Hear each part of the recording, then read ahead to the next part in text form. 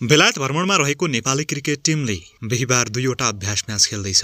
नेपालले त्यहाँको ग्लामरगन cricket club विरुद्ध 2वटा टी20 म्याच खेल्न लागेको हो। नेपाल र ग्लामरगन बीचको पहिलो टी20 बिहीबार बेलुका 6:45 र दोस्रो खेल 11 बजे सुरु हुनेछ। नेपाल र ग्लामरगन बीचको अभ्यास खेलको लाइभ क्यानको अफिसियल युट्युब च्यानल मार्फत हेर्न सकिनेछ। नेपाल बेलायत टुरमा लगातार तेस्रो जितको खोजीमा छ। नेपालले पहिलो खेलमा कार्डिफ विश्वविद्यालयको क्लब न्युपोर्ट विरुद्ध 3 विकेटको जित निकालेको थियो।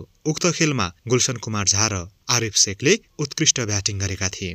त्यसपछि नेपालले दोस्रो खेलमा एमसीसी विरुद्ध 123 रनको शानदार जित निकाल्यो। त्यस खेलमा उपकप्तान दिपेन्द्र सिंहरी र भीम सार्कीले शतकीय पारी खेले। नेपालले दुवै खेलमा जित निकाले पनि सुरुवात भने राम्रो गर्न सकेन।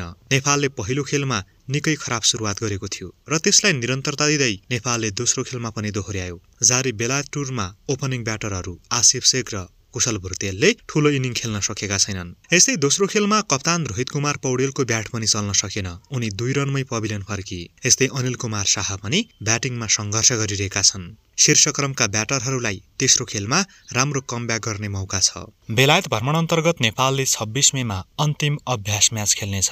त्यसपछि नेपाली टोली स्कटल्याण्डतर्फ लाग्नेछ। त्यहाँ नेपालले सुरुवातमा 2 एकदिवसीय अभ्यास म्याच खेल्नेछ। नेपालले अभ्यास म्याचमा स्कटल्याण्ड ए को सामना गर्ने भएको हो। त्यसपछि नेपालले आइसिसी विश्वकप लिग 2 अन्तर्गत स्कटल्याण्ड र नेदरल्याण्डसँग खेल्नेछ।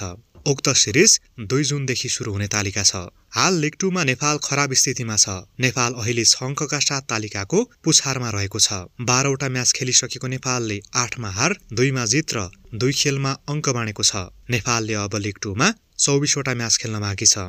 आगामी दिनमा पनि नेपाली खेलकुद र खेलाडीसँग सम्बन्धित अपडेटका लागि कृपया स्पोर्ट्स हब युट्युब च्यानललाई सब्स्क्राइब गर्न पनि नबिर्सिनुहोला। धन्यवाद।